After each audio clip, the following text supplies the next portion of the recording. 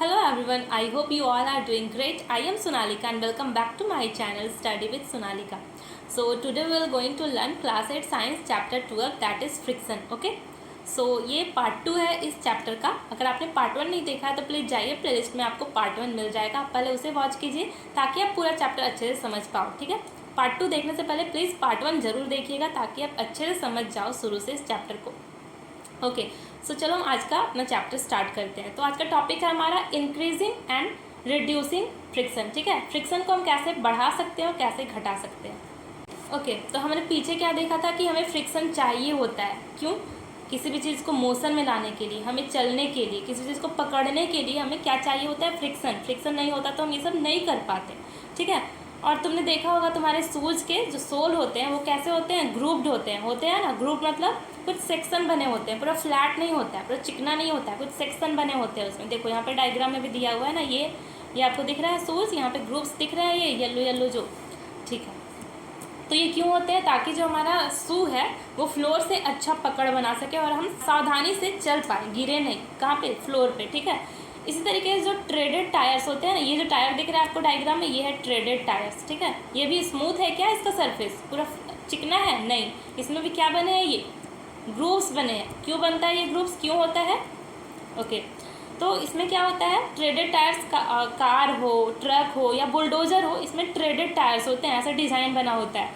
क्यों होता है? ताकि ये भी अच्छे से ग्राउंड से पकड़ बना सके और उस पर आगे मूव कर पाए, इसलिए ऐसा होता है इसका शेप. ठीक है, deliberately increase friction by using brake pads in brake system of bicycle and automobiles. ठीक है, साइकिल में, बाईसाइकिल में या फिर कोई सा भी ऑटोमोबाइल जैसे कि कार हो गया, ट्रक हो गया, बस हो गया, इसमें हम लोग उसको रोकते कैसे हैं? ब्रेक अप्लाई करके. जब हम ब्रेक लगाते हैं तो फ्रिक्शन कम बढ़ जाता है और कोई सा भी चीज़ जो मूविंग फेज में वो रुक जाता है. ठीक है, जैसे कि मान लो आप साइकिल चलाते हो, ठीक है, राइड करते हो बाईसाइकिल, जो ब्रेक पैड होता है, ठीक है, वो टायर को तो टच नहीं करता है ब्रेक पैड, लेकिन हम ब्रेक को दबाते हैं, वो हाथ के पास होता है और ब्रेक दबाने से फ्रिक्शन बढ़ जाता है. और फ्रिक्शन जब बढ़ता है तो क्या होता है? जो व्हील के जो रिम्स होते हैं उसमें फ्रिक्शन बढ़ने के कारण क्या होता है? वो व्हील को रोक देता है, वहीं पर व्हील घूमना रुक जाता है और फिर साइकिल या फिर कोई सा भी गाड़ी रुक जाता है, स्टॉप हो जाता है. वहीं पर मोशन को ही रोक देता है, रिम्स के मोशन को ही रोक देता है. द व्हील स्टॉप, तो फिर गाड़ी रुक जाता है. ओके, आपने कबड्डी प्लेयर्स को भी देखे होंगे, कबड्डी खेलते हैं ना सब हम लोग. ठीक है, तो कबड्डी खेलते हैं तो क्या होता है कि हमारे हाथ में पसीना हो जाता है खेलते खेलते. तो पसीने की वजह से क्या होता है कि हम किसी को भी पकड़ते हैं तो छूट करके आसानी से फिसल जाता है, चला जाता है. ठीक है, दूसरे टीम का जो मेंबर रहता है वो, तो क्या करते हैं वो लोग, ताकि पकड़ अच्छे से बना सके, पकड़ सके अच्छे से किसी भी जो प्रतिद्वंदी होता है उसे, तो क्या करते हैं? मिट्टी उठा करके हाथ में रगड़ लेते हैं. ठीक है, मिट्टी रगड़ने से क्या होता है? जो हाथ का सरफेस है वो थोड़ा रफ हो जाता है. सरफेस रफ होगा तो पकड़ अच्छे से बनेगा. हम पढ़ चुके हैं. ठीक है, फोर्स ऑफ फ्रिक्शन ज़्यादा लग जाएगा. ज़्यादा लगने से क्या होगा कि वो कबड्डी का प्लेयर दूसरे टीम के प्लेयर को पकड़ लेगा आसानी से. या फिर आपने जिमनास्ट को देखा, जिमनास्ट मतलब वो जो जिम में रहते हैं ना, ट्रेन करते हैं दूसरों को. ठीक है, तो जिमनास्ट होते हैं वो अप्लाई करते हैं some coarse substance on their hands to increase friction for better grip. तो वो भी अपने हाथ में कुछ अप्लाई करते हैं, उसके बाद मशीन का यूज़ करते हैं पकड़ करके. जो भी जिम में जो भी उन्हें वर्कआउट करना होता है तो वो क्या करते हैं? अपने हाथ में कोर्स सब्सटेंस अप्लाई करते हैं ताकि वो जो मशीन पकड़ रहे हैं वो तो छूटे नहीं हाथ से, अच्छे से पकड़ बना रहे और फिर वो अपना एक्सरसाइज वर्कआउट कर सके. ठीक है, फ्रिक्शन बढ़ाते हैं ऐसा करके वो. ठीक है, कुछ केसेस में क्या होता है कि फ्रिक्शन का हमें ज़रूरत नहीं होता है, तो हम क्या चाहते हैं कि वहाँ पे हम फ्रिक्शन को मिनिमाइज़ कर दें. पीछे हमने देखा कि फ्रिक्शन को हम बढ़ा रहे थे. ठीक है, कैसे बढ़ा रहे थे? शूज़ में जो ग्रूव्स होते हैं वो भी फ्रिक्शन को बढ़ाते हैं. टायर जो होते हैं ट्रेडेड होते हैं वो भी फ्रिक्शन को बढ़ाते हैं. फिर हमने देखा कबड्डी प्लेयर कैसे हाथ में मिट्टी रगड़ के फ्रिक्शन को बढ़ा लेते हैं ताकि वो अच्छे से पकड़ पाएँ दूसरे टीम के मेंबर को. अब हम देखेंगे कि फ्रिक्शन को जब हमें फ्रिक्शन का ज़रूरत नहीं होता है, हम चाहते हैं फ्रिक्शन को कम करना, तब क्या करते हैं? तो देखो, सब कैरम बोर्ड खेलते होगे सब. कैरम बोर्ड है ना, खेलते ही होगे. देखो यहाँ पे बच्चे कैरम बोर्ड खेल रहे हैं, तो कैरम में हम क्या करते हैं? वहाँ फ्रिक्शन हमें कम करना होता है. क्यों? फ्रिक्शन कम होगा तभी तो गोटी जो है वो आसानी से मूव कर पाएगा, सारा जो होता है कैरम का वो अच्छे से मूव कर पाएगा. ठीक है, तो इसलिए हम क्या करते हैं? कैरम में पाउडर छिड़कते हैं. कैरम पाउडर आता है स्पेशली. उसमें क्या होता है आपको, चलो बताओ कि आपके लिए क्वेश्चन है कि कैरम जो होता है, कैरम का जो पाउडर आता है उस पाउडर में कौन सा केमिकल होता है? चलो मैं बताती हूँ. उसमें होता है बोरिक एसिड। ओके, क्या होता है उसमें? बोरिक एसिड होता है। ओके, तो क्या करता है वो? फ्रिक्शन को कम कर देता है और जो हमारा कैरम का गोटी होता है आसानी से मूव कर पाता है और फिर हम खेलते हैं carrom. Cycle and a motor machine uses grease between the moving parts of this machine. देखो कभी कभी साइकिल में, जब साइकिल का जो चेन होता है उसमें हम ग्रीस डालते हैं। क्यों डालते हैं? ताकि वो फ्रीली मूव कर सके, उसका जो फ्रिक्शन फोर्स है वहाँ पे वो कम हो जाए और आसानी से जो हमारा साइकिल है वो चले। ठीक है, और मोटर मशीन्स, जो भी मोटर मशीन्स होते हैं उनमें भी हम कभी कभी ग्रीस डालते हैं। ग्रीस क्यों डालते हैं? ग्रीस क्या है? ग्रीस एक लुब्रिकेंट है, मतलब किसी चीज़ को स्मूथ बनाता है, ठीक है, स्लीपी बनाता है, ताकि वो पार्ट, वो मशीन अच्छे से वर्क कर सके। ठीक है, उसमें फ्रिक्शन कम हो जाए। तो ये सारी चीज़ हम क्यों कर रहे हैं? हम चाह रहे हैं कि फ्रिक्शन कम हो जाए और वो जो मशीन है, जो साइकिल है, वो अच्छे से अपना काम करे। ठीक है, व्हेन ऑयल, ग्रीस और graphite is applied between the moving part of a machine, a thin layer is formed there and moving surface do not directly rub against each other। देखो हम जब ये सारी चीज़ अप्लाई करते हैं ना, कौन सा चीज़, या तो फिर तेल या ग्रीस या ग्रेफाइट, ठीक है, जहाँ मूविंग पार्ट ऑफ मशीन, जो मान लो ये मशीन है, मशीन के मूविंग पार्ट में हमने क्या डाला, यहाँ पे दोनों के बीच में ग्रीस या तेल या ग्रेफाइट अप्लाई किया, तो क्या होता है, ये दोनों आसानी से अब एक दूसरे से रब नहीं होंगे, रगड़ाएंगे नहीं। ठीक है, क्योंकि बीच में क्या आ गया, एक लेयर आ गया तेल का या फिर ग्रीस का या फिर ग्रेफाइट का, तो ये एक दूसरे में ज़्यादा रगड़ा नहीं पाएंगे, रब नहीं हो पाएंगे एक दूसरे के अगेंस्ट। तो ये मशीन जल्दी ख़राब नहीं होगा, हीट ज़्यादा प्रोड्यूस नहीं करेगा, गर्म नहीं होगा जल्दी, और अपना काम भी अच्छे से करेगा। इंटरलॉकिंग इरेगुलरिटी जो है, वो जो दोनों को एक दूसरे में इंटरलॉक करने का जो इरेगुलरिटीज़ का जो नेचर है वो कम हो जाएगा, लॉक नहीं कर पाएंगे ज़्यादा।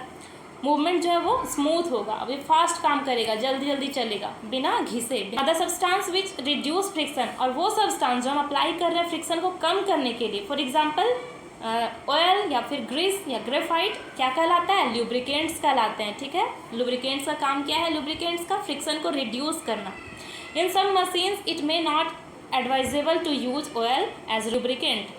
बहुत सारे मशीन में तेल को डालना मना किया जाता है लुब्रिकेंट के फॉर्म में, वो ख़राब कर सकते हैं मशीन को, इसलिए। And air cushion between the moving parts is use to reduce friction. तो जिस मशीन में ऑयल को डालना मना किया जाता है वहाँ पे क्या डालने के लिए बोला जाता है?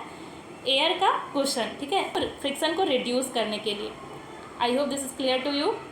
ओके, ये देखो डायग्राम, एक्शन ऑफ ल्यूब्रिकेंट। ये क्या है? ये सरफेस है, ये बीच में ल्यूब्रिकेंट है और यहाँ पे क्या है? सरफेस है नीचे वाला, ये दिख रहा है आपको, यही है ल्यूब्रिकेंट। यहाँ पे क्या क्या ल्यूब्रिकेंट के फॉर्म में रह सकता है? या तो फिर ऑयल हो सकता है हमारा, या फिर हमारा ग्रीस हो सकता है, या फिर हमारा ग्रेफाइट हो सकता है। ओके, सो बूझो के दिमाग में एक क्वेश्चन आ रहा है कि क्या हम ल्यूब्रिकेंट का यूज करके, सरफेस को पॉलिश करके, क्या पूरी तरीके से फ्रिक्शन को ख़त्म कर सकते हैं? तो देखो पहली क्या जवाब दे रही है, बोल रही है नहीं, ऐसा कभी नहीं हो सकता है। कोई भी सरफेस ऐसा नहीं है जो बिल्कुल स्मूथ हो, पूरी परफेक्टली स्मूथ हो, ऐसा कोई सा सरफेस नहीं होता है। थोड़ा बहुत फ्रिक्शन वहाँ पे लगता ही है, चाहे वो कितना भी स्मूथ सरफेस हो, थोड़ा बहुत इरेगुलरिटीज़ वहाँ पे रहता है। Okay, now moving to our next topic, that is wheels reduce friction. Okay, so wheels का मतलब चक्का, तो चक्का के कारण फ्रिक्शन जो है कम हो जाता है। ठीक है, फॉर एग्जाम्पल आपने देखा होगा, ठीक है, अटैची जो होता है जिसमें कपड़े रखे जाते हैं, और other pieces of luggage fitted with rollers, है ना। जैसे कि मान लो ये अटैची है या फिर कोई सा भी बैग है, तो उसमें क्या होता है? रोलर लगा होता है ना, छोटे छोटे चक्के जो लगे होते हैं, और यहाँ पे पकड़ने के लिए दिया होता है, जिसे पकड़ के हम उसे आगे की तरफ रोल करवा करके आगे ले जाते हैं अपने लगेज को। चाहे वो कितना भी हैवी हो, हम उसे आसानी से पकड़ के खींच सकते हैं। ठीक है, जैसे कि देखो इस डायग्राम में ये बच्चा लेकर के जा रहा है अपने लगेज को। ठीक है, ऐसा क्यों होता है? रोलिंग रिड्यूसेस फ्रिक्शन, मतलब रोल करने से फ्रिक्शन जो है कम कैसे हो जाता है। चलो इसको एक एक्टिविटी से समझते हैं। इसमें क्या करना है, आपको कुछ पेंसिल लेना है, ठीक है, जो कि सिलेंड्रिकल होना चाहिए उसका शेप। उसके बाद उन्हें ऐसे लाइन से रखना है, तीनों पेंसिल्स को। देखो यहाँ पे जैसे रखा हुआ है, ऐसे पेंसिल को आपको रखना है और उसके ऊपर एक बुक रखना है। फिर क्या करना है, पेंसिल को रोल करवाना है आगे की तरफ, मतलब बुक को आगे की तरफ मूव करवाना है। तो क्या होगा, यहाँ पे कौन सा फोर्स अप्लाई होगा? ऑफकोर्स यहाँ पे रोलिंग फोर्स अप्लाई होगा, और जिसके कारण आप आसानी से इस सामान को, यानी बुक को आगे की तरफ मूव करवा पाओगे। लेकिन अगर बिना पेंसिल का हमें बुक को मूव करवाना है आगे, तो ज़्यादा डिफ़िकल्ट होगा। ठीक है, यानी कि स्लाइड करवाना ज़्यादा डिफिकल्ट होगा एज़ कम्पेयर टू रोल करवाना। ठीक है, क्योंकि स्लाइडिंग फ्रिक्शन जो है वो उसमें फ्रिक्शन ज़्यादा होता है as compare to rolling friction. मतलब देखो यहाँ पर डेफिनेशन दिया हुआ है रोलिंग फ्रिक्शन का, when one body roll over the surface of another body, जब एक बॉडी दूसरे बॉडी के सरफेस के ऊपर रोल करता है, the resistance to its motion is called rolling friction. तो उसके मोशन मतलब वो जिस साइड मोशन में है, जिस साइड वो जा रहा है, उसके अगेंस्ट में जो फ्रिक्शन फोर्स अप्लाई हो रहा है, जो उसे रोक रहा है, तो रोल करते हुए आगे जा रहा है, इसलिए यहाँ पे क्या कहलाएगा, that friction is known as rolling friction. Okay, rolling reduces friction, rolling क्या करता है, फ्रिक्शन को घटा देता है। It is always easier to roll than to slide a body over another. ठीक है, किसी चीज़ को खींच करके घसका स्लाइड करवा करके आगे ले जाना ज़्यादा डिफिकल्ट होता है एज़ कम्पेयर टू रोल करवा कर। यानी हम अगर रोल का यूज़ करें, व्हील्स का यूज़ करें किसी चीज़ को मूव करवाने के लिए, तो ज़्यादा ईजी होता है। ठीक है, यही रीज़न है कि इट इज़ कन्वीनियंट, बहुत ही सुविधाजनक होता है। पुल लगेज फिटेड विथ रोलर, जो भी लगेज रोलर से फिट होते हैं, मतलब जिनमें चक्के लगे होते हैं, जिस अटैची में या बैग में, हमारे लगेज सामान वाले बैग में, उन्हें पुल करना, खींचना ज़्यादा ईजी होता है। यहाँ तक कि एक छोटा बच्चा भी आसानी से इसे खींच सकता है, जैसे कि इस डायग्राम में बच्चा खींच रहा है अपने लगेज को। कैन यू ना, अब तुम समझ सकते हो कि व्हील का जो इन्वेंशन हुआ है, जो कि हमारे पूर्वज एंसेस्टर किस चीज़ का खोज किए थे, चक्कों का खोज किए थे ना, वो कितना ज़्यादा महान खोज था चक्के का खोज। अगर व्हील का खोज नहीं होता तो क्या हम ये सारे काम कर पाते, जैसे कि हमारे बड़े भारी भारी लगेज को एक जगह से दूसरी जगह ले जाना, बड़े बड़े मशीन्स का अगर हमें उसे ट्रांसपोर्ट करवाना है तो वो हम रोलिंग के थ्रू आसानी से करवा सकते हैं। हमारे जो गाड़ियाँ हैं, चाहे वो कार हो, बाइक हो, स्कूटर हो, एरोप्लेन हो, सब में क्या होते हैं, व्हील्स लगे होते हैं, जो कि हेल्प करते हैं आसानी से किसी भी चीज़ को मूव करने में। ठीक है, तो हम लोगों ने देखा कि जो रोलिंग फ्रिक्शन है वो कम होता है as compare to sliding friction से, है ना। सो स्लाइडिंग को रिप्लेस किया जा रहा है बहुत सारे मशीन में। किसके द्वारा रिप्लेस किया जा रहा है स्लाइडिंग को, रोलिंग के द्वारा। ठीक है, तो क्या यूज़ किया जाता है मशीन्स में, बड़े बड़े फैक्ट्रीज में, तो बॉल बियरिंग का यूज़ किया जाता है। ठीक है, बॉल बियरिंग क्या होता है, बॉल बियरिंग मतलब बड़ा सा स्फेरिकल गोल बॉल बियरिंग होता है ऐसा। ठीक है, उसमें ऐसे ऐसे मतलब वो आसानी से रोल कर सकता है, रोल करते हुए कोई भी चीज़ को आसानी से आगे मूव करवा सकते हैं, तो इसका यूज होता है आजकल बड़े बड़े मशीन्स में। Common example are use of, देखो बॉल बियरिंग का कॉमन कहाँ पे यूज होता है, तो बिटवीन हब्स। ठीक है, ball bearing between hubs and the axles of ceiling fan and bicycle. तो फैन हमारे घर में होता है ना, पंखा, जो अभी गर्मी में हमें क्या देता है, हवा देता है कितनी अच्छे से। और देखो तो पंखा में ये जो बीच में होता है वो गोल होता है, स्फेरिकल होता है, उसमें भी क्या लगा होता है, बियरिंग बॉल लगा होता है, जिस कारण वो आसानी से रोल कर पाता है, मूव कर पाता है और हमें हवा देता है। फिर बाईसाइकिल में भी क्या लगा होता है, बॉल बियरिंग लगा होता है। ऐसे होता है ना, दो जो चक्के होते हैं उसके जुड़े होते हैं एक पाइप के थ्रू, तो इसमें क्या होता है बॉल बियरिंग, इसके कारण भी क्या होता है वो आसानी से रोल करता है और फिर आगे बढ़ता है, फ्रिक्शन कम हो जाता है तो आसानी से चल पाता है वो रोड में। ठीक है, देखो here is some diagram of ball bearing. ठीक है, बॉल बियरिंग रिड्यूसेस फ्रिक्शन, ये देखो दिख रहा है कितना ज़्यादा स्मूथ है इसका सरफेस, ये आगे की तरफ ऐसे मूव करेगा और फ्रिक्शन कम होगा और आसानी से काम कर पाएगा, आगे मूव कर पाएगा। ये भी डायग्राम किसका है, बॉल बियरिंग का। Okay, I hope this is clear to you.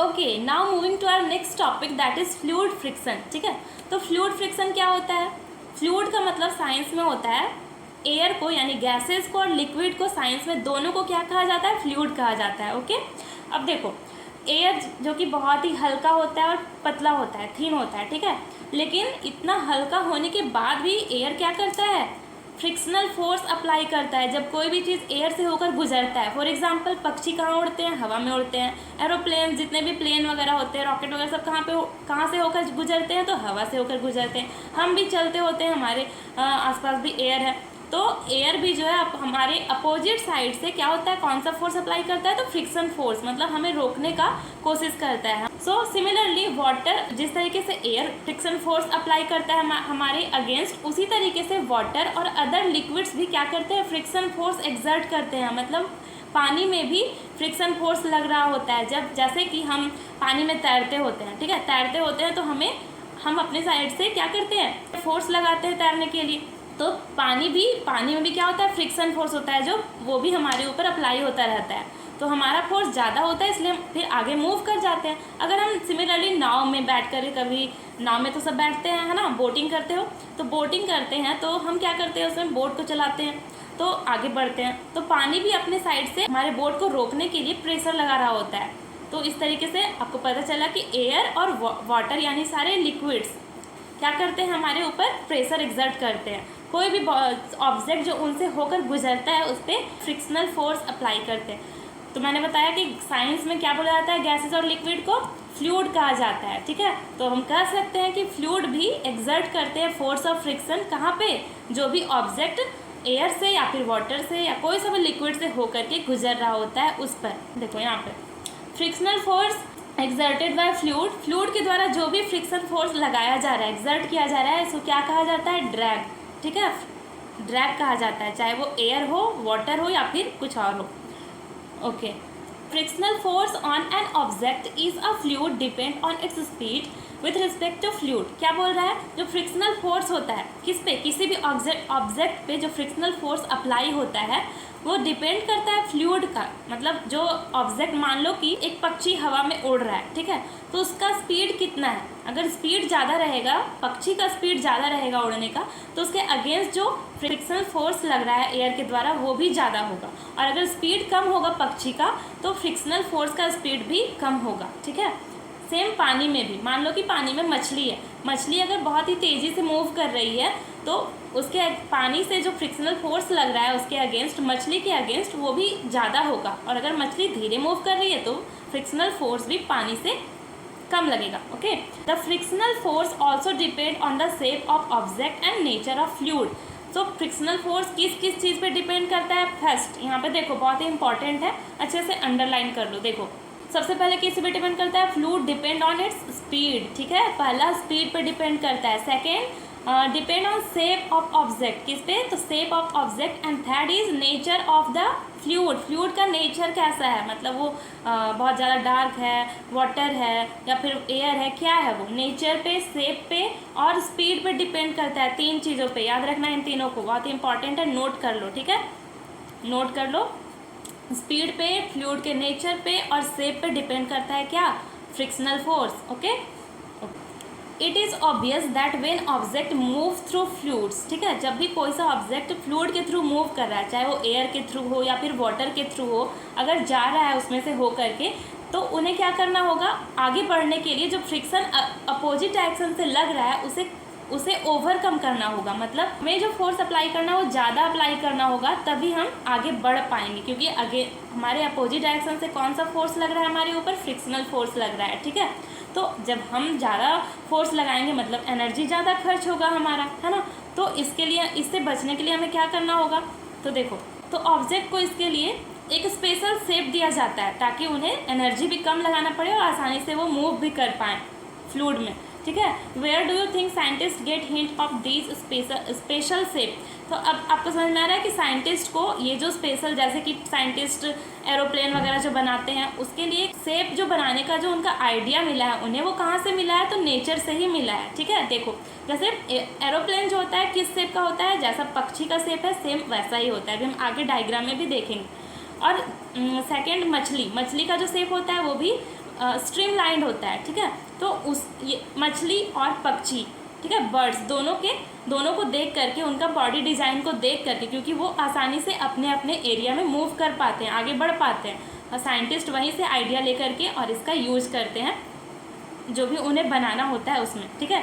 देखो, from nature of course birds and fishes have to move about, हर टाइम बर्ड जो है मूव करते रहता है एयर में, और मछली यानी फिश पानी में मूव करते रहता है भी आसानी से। उनका बॉडी जो है इवॉल्व हो गया है उस चीज़ में, कम एनर्जी भी लगाना पड़ता है उन्हें फ्रिक्शन को रिड्यूस करने के लिए, जो भी वाटर से और एयर से फ्रिक्शन लग रहा होता है उससे, ठीक है। आपने इन सारी शेप्स के बारे में कब पढ़ा था, क्लास 6 में आप पढ़ चुके हो, ठीक है। So look carefully at the shape of an aeroplane. यहाँ पे एरोप्लेन का शेप दिया हुआ है, अभी हम देखते हैं, ठीक है। देखो एरोप्लेन का शेप दिया हुआ है, कैसा है इसका shape, just like a bird, ठीक है, बर्ड की जैसा सिमिलर इसका शेप बनाया जाता है। जैसे कि बर्ड के 2 पंख होते हैं तो इसके भी दोनों साइड से 2 पंख बने होते हैं। बर्ड के पीछे ये देखो, ये पूंछ जैसा निकला होता है, तो यहाँ पर भी एक पूंछ जैसा निकला होता है, बीच में इसका बॉडी देखो दिख रहा है। तो जो एरोप्लेन का स्ट्रक्चर तैयार किया गया है किसके बेसिस पे किया गया है, किसको देख करके, किससे हिंट लिया गया, तो बर्ड्स को, ठीक है, क्योंकि बर्ड्स आसानी से एयर में मूव करते हैं, तो इससे भी एयर में मूव करना है, तो सेम बनाया गया है और आसानी से हमारा जो एरोप्लेन है आसानी से मूव कर जाता है एयर में। तो हमने देखा दोनों का स्ट्रक्चर में बहुत ही सिमिलैरिटी है, किसमें, बर्ड्स में और एरोप्लेन के स्ट्रक्चर में। इनफैक्ट बोल रहा है कि ऑल व्हीकल्स, जितने भी गाड़ी हैं, are design to have shape which reduce fluid friction, क्योंकि गाड़ी भी कहाँ चलते हैं, सड़क पे चलते हैं, तो सामने से मतलब चारों साइड से क्या अप्लाई होते रहता है उस पर, एयर प्रेशर, ठीक है, एयर की तरफ से फ्रिक्शन तो लग ही रहा होता है, जिसे फ्लूइड फ्रिक्शन कहते हैं। हमने जान लिया कि फ्लूइड फ्रिक्शन क्या होता है, चाहे वो लिक्विड यानी वाटर या फिर कोई सा अदर लिक्विड हो या फिर गैस, दोनों को क्या बोलते हैं साइंस में, फ्लूइड कहा जाता है। तो व्हील्स को भी ऐसा ही डिज़ाइन किया जाता है कि वो एयर के फ्रिक्शन को रिड्यूस करके, ओवरकम करके आसानी से आगे मूव कर पाए। ओके, आई होप कि ये चैप्टर आपको पूरे अच्छे से क्लियर हो गया होगा। ओके, सो इसी के साथ ये चैप्टर पूरा कंप्लीट होता है। ये पार्ट 2 था। आई होप कि आपने पार्ट 1 भी देखा होगा। आपको पूरा चैप्टर देखना है तो प्लीज़ पार्ट 1 और पार्ट 2 दोनों देखें, और अगर कोई सा डाउट है तो आप कमेंट में पूछ सकते हैं। That's all for today's class. अगर आपको कंटेंट अच्छा लग रहा है तो चैनल को लाइक, शेयर और सब्सक्राइब करें, सो दैट कि आने वाले वीडियोज़ के नोटिफिकेशंस आपको टाइम से मिलते रहें। Okay, thank you, thanks for watching.